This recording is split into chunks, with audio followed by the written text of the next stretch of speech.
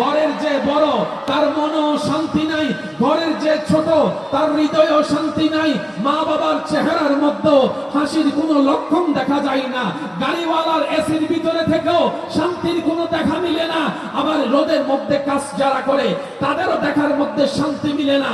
তো শান্তিটা আছে তো আছে কার কাছে?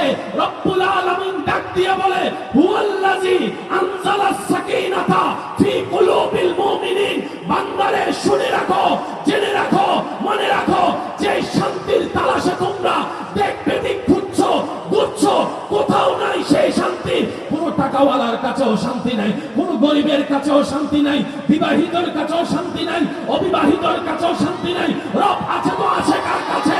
রব্বুল আলামিন বলে, যারা আমার এবং আমার নবীর প্রেম সাগরে ডুব দিয়ে মুমিন হয়েছে তারা আগুনের মধ্যে পড়েও শান্তিতে আছে। সুবহানাল্লাহ।